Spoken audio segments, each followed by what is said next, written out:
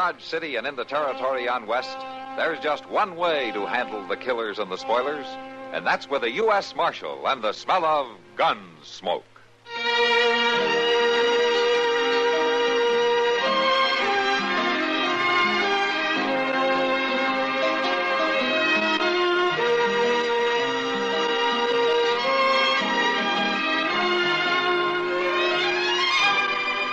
Gunsmoke, starring William Conrad, the story of the violence that moved west with young America, and the story of a man who moved with it.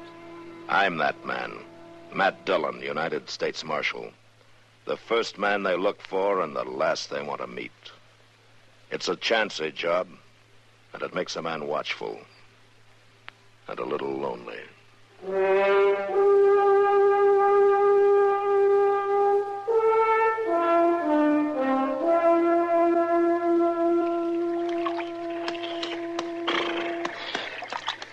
Figured a pound of them horses, Luke? Well, they're dry, Milt. Don't get them a wash. You'll be needing to move lively. Yeah. Hey, Milt, you sure about this job? What's the matter? You scared? You know better than to ask me that. Just holding up a bank right in the middle of the day. I told you, Lute, I know Dodge City. It's asleep on its feet when the sun gets high. Folks don't even rouse enough to swat flies. Come on, boss. Well, it's your game. So don't you worry.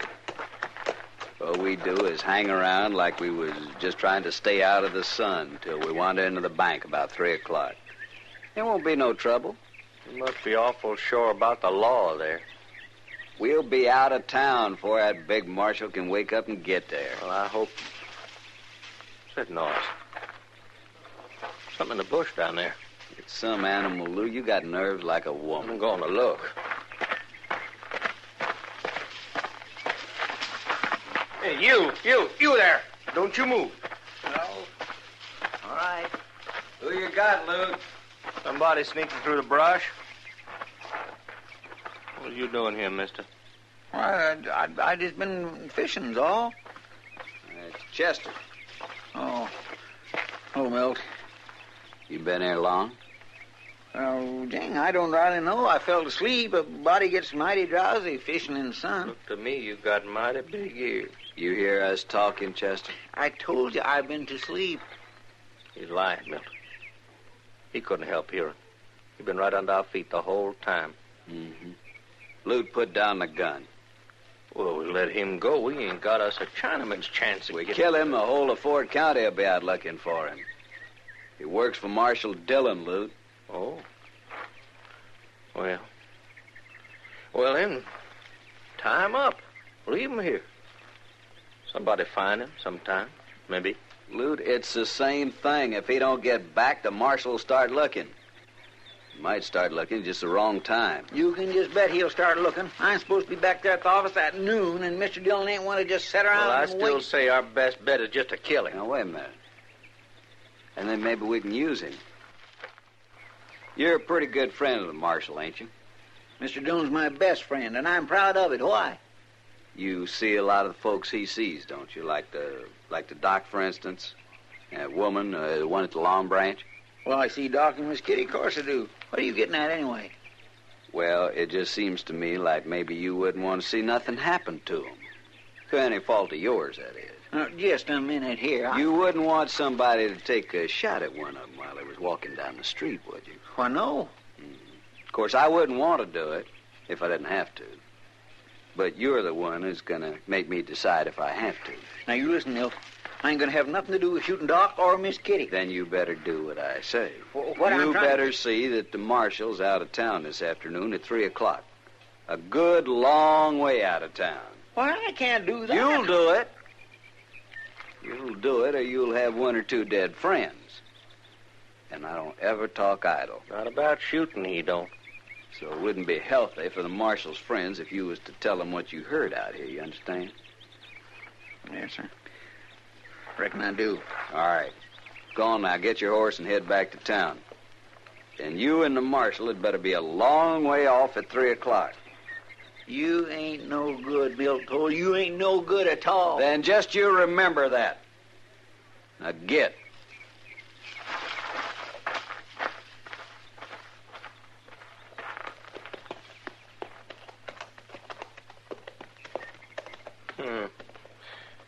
You think he'll really do it? Get the marshal out? Sure he will. He's too scared. Anyway, he hadn't got enough sense not to.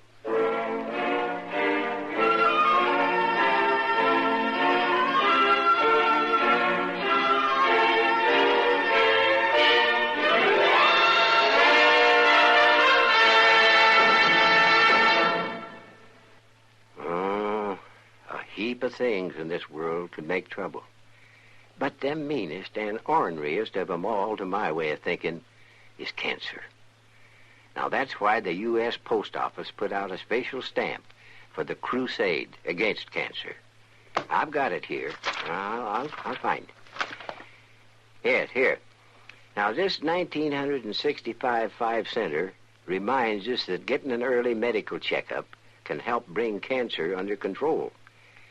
Every year, some 2 million people in the world die from it. Kids as well as older folks. And every year, about 2 million good men and women here in the United States get together to raise money to help the American Cancer Society find ways to fight it. Oh, that society's doing a great job. But it's almost all volunteers. It pays for public health education, professional education and training, patient and community services, and most of all, for research. Finding the things like viruses that cause it. And remembering what the stamp says, early diagnosis saves lives.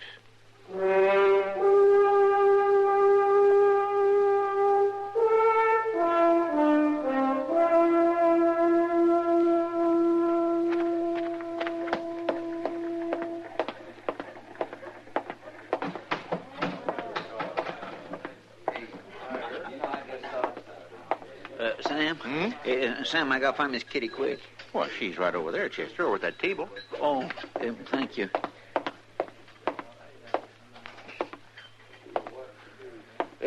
Miss Kitty? Oh, sit down, Chester. Thank you. Something wrong, Chester? You look upset. Well, whatever give you an idea like that? Well, I can't imagine. Except that you come in snorting and all red in the face. I don't know why I should think anything was the matter. Well, I sure am glad you don't think so, Miss Kitty. All right, Chester. What's on your mind?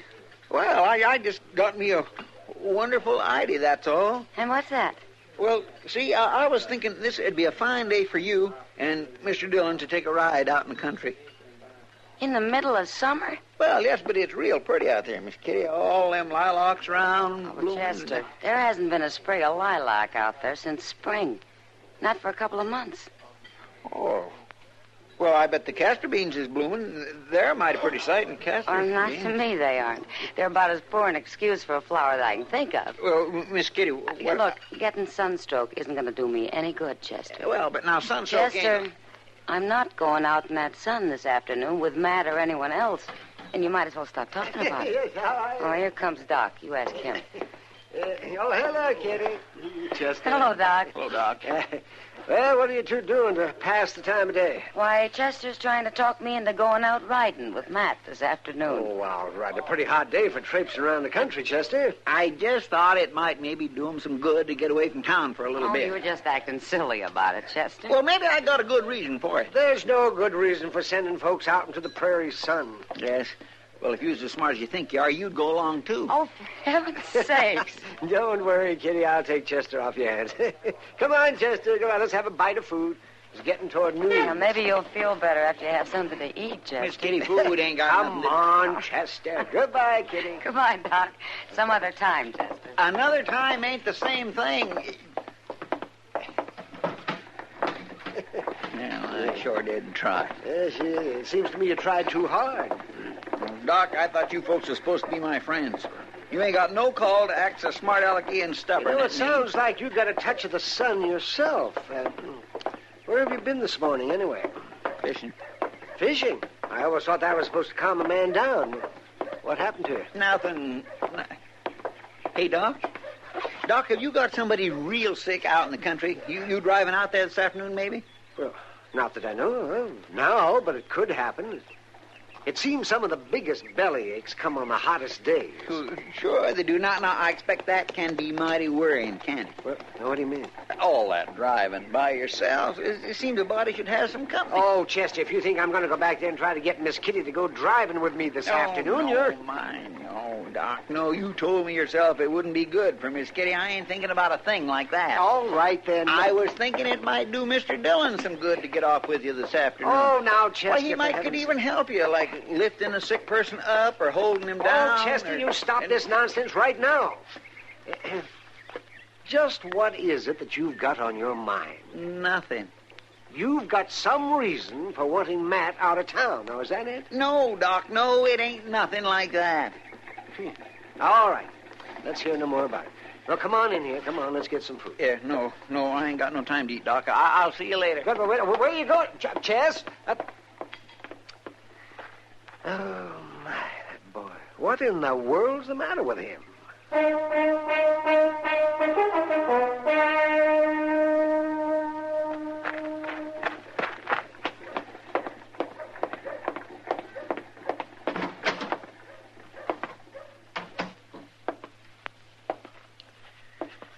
Mr. Dillon? Oh, hello, Chester. I see you're busy. Yeah, I got to get these forms filled out for today's mail. Mr. Dillon? Mr. Dillon, you been down to Reed's Creek lately? What? Reed's Creek. The fish sure are biting down there. It's only about an hour's ride. Uh-huh. And it sure would be a nice day for it. You could go down there and catch a mess of fish for dinner. Chester, what are you talking about? Reed's Creek. I just thought it'd be kind of nice if you was to go fishing this afternoon. Down to Reed's Creek there, Oh. if you could go. I thought you went fishing this morning. Yes, sir, I did. That's why I thought maybe you could Well, go. think again. The fish won't be biting in the middle of the day, will they? Oh, now, you can't be sure, Mr. Dillon. I knew a fellow one time... Then why don't you fishing get with him to go fishing, huh? Yes, sir, Mr. Dillon.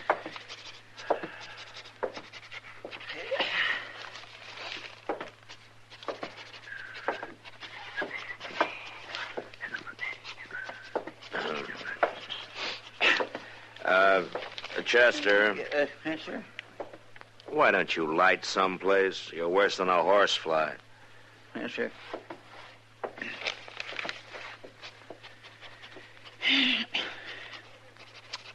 I hear they're bringing in some new stallions out to Lem Bridges' place there. New stallions out there. Mighty fine pieces of horseflesh, they tell me. Some stallions. Make a nice little ride this afternoon to go out there and Chester. see them. Yes, sir.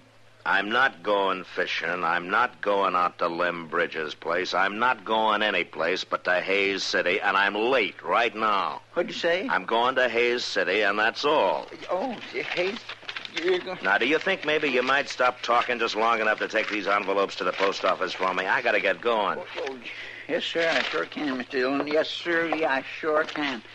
Mr. Dillon? Yes, what is it now?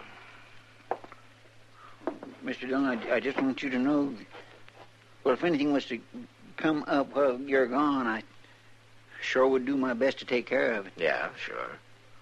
I don't want to worry you none. I'll handle things. Sure, Chester, I know. Reckon I'll say goodbye. All right, Chester, goodbye. Mr. Dillon, I'd kind of like to shake your hand if it's all same you. Chester, will you get on down to the post office with those letters, will you please? Huh? Yes, sir. Yes, sir, I'm going. Bye, Mr. Dillon.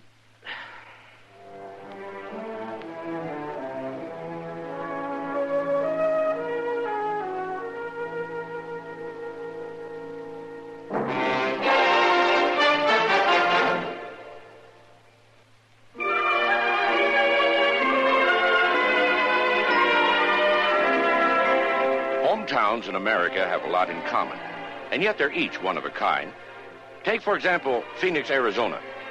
Anyone in town will tell you of the city's fantastic growth, and most of them are part of it. One of the big points of pride in Phoenix is the Arizona State Fair, out at the fairgrounds on McDowell Road. With the new Veterans Memorial Coliseum, the facilities are greater than ever before. And those 10 days in November are part of what Phoenix anticipates in the fall. In the spring or summer, when the wind is right, there's the aroma of orange blossoms in the air. And when the wind is wrong, you're reminded that Phoenix is a cow town, too. At Central Avenue and Thomas Road, the young crowd gathers at Bob's Big Boy. Housewives frequent the malls of Park Central and Christown shopping centers. And all the while, the basin is humbled by Squaw Peak and the Camelback Mountains. But if your hometown is Phoenix, you already know this. We only wanted to remind you it's still there.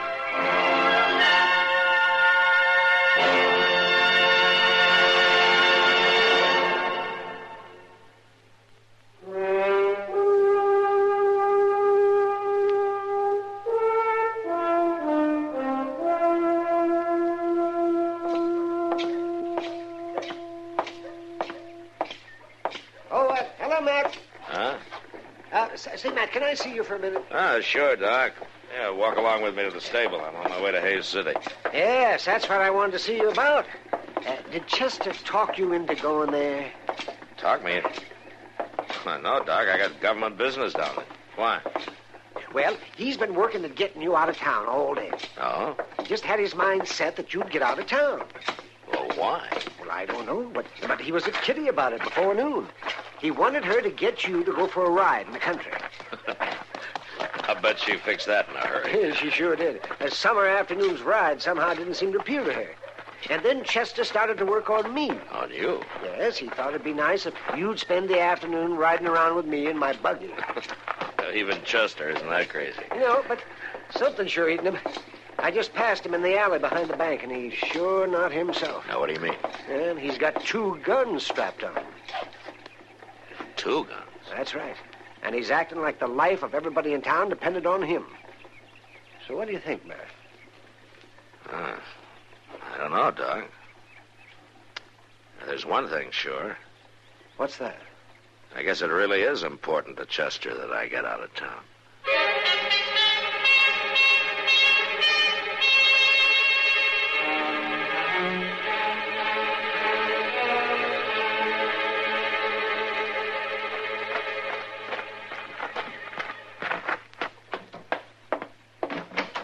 Who's it? Well, for land's sake, Chester, you could scare a fella half to death sneaking into this bank through the back way like that. I got a reason. Now, if I didn't know you better, I'd think you come in here to rob us. You wearing 2 guns. Well, you ought to be glad I'm wearing them now. You listen to me, Alvin, and you won't get hurt if you do what I say. What are you talking about? I ain't got much time to do any explaining. I'm just telling you that this bank is about to be held up. Held up? I was talking to the fellas that's going to do the job. Well, why isn't the marshal here then? He had to ride out to Hayes City. You mean you knew the bank was going to be held up and you let the marshal ride out of town? I had to do it, Alvin. Look, I come to take care of things. Now, you do like I say. You go right on up front there like nothing was happening, and I'll carry you from back here.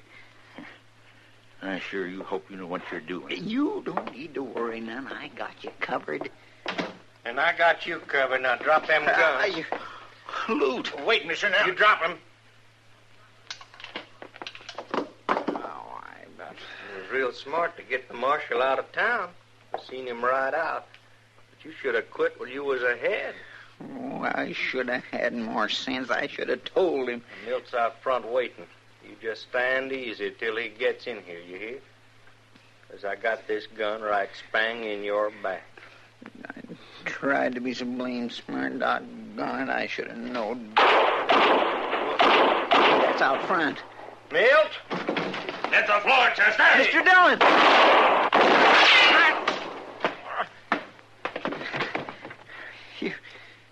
You got him, Mr. Dillon? Yeah. Only 'cause you jolted his gun hand.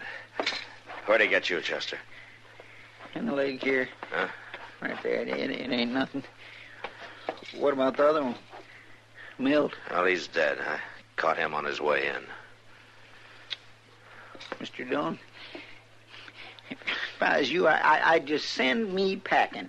Oh? Yes, sir, I sure would. Oh, it ain't as though I didn't mean well and wasn't trying to work things right, like getting you out of town because they said they'd shoot Doc or Miss Kitty if you was here. Oh, so that's it. Well, I figured you had a reason. Well, yeah, but I just ain't a thinker, Mr. Dillon. Now look what happens when you... But you ain't out of town, are you? How come you ain't? Well, I heard that you were marching around wearing 2 guns. You did? Yeah, so I figured I'd better stick around if I didn't want you to take over my job. Oh, Mr. Dillon, You just rest easy now. I'll go get Doc.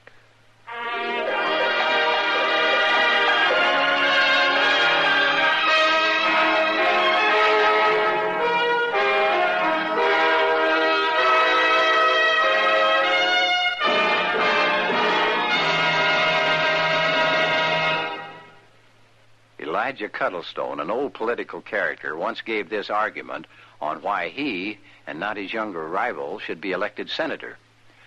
Senex, if you'll pardon the expression, is a Latin word from which Senate was derived. That is, the Romans called their Senate senatus. Senex means an old man. So you see, the Senate is supposed to be, it should be a revered council of elders. Men with age and wisdom, that is. Not young upstarts. Yeah, I mean, boys wet behind the ears don't belong.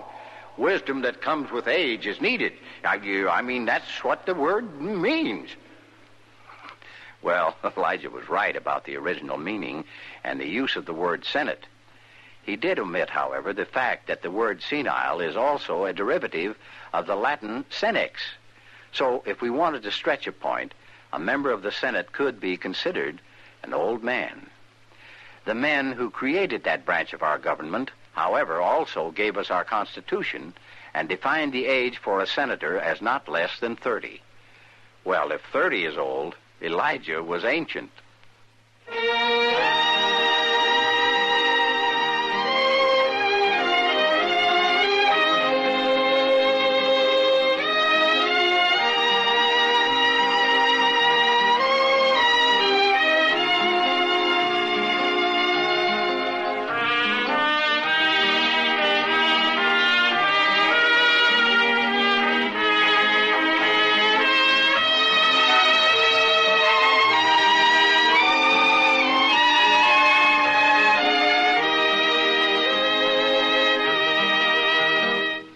Gunsmoke. Produced and directed by Norman MacDonald. Stars William Conrad as Matt Dillon, U.S. Marshal. Featured in the cast were Parley Bear as Chester, Howard McNear as Doc, and Georgia Ellis as Kitty. George Walsh speaking. Join us again next week for another specially transcribed story on Gunsmoke. This is the United States Armed Forces Radio and Television Service.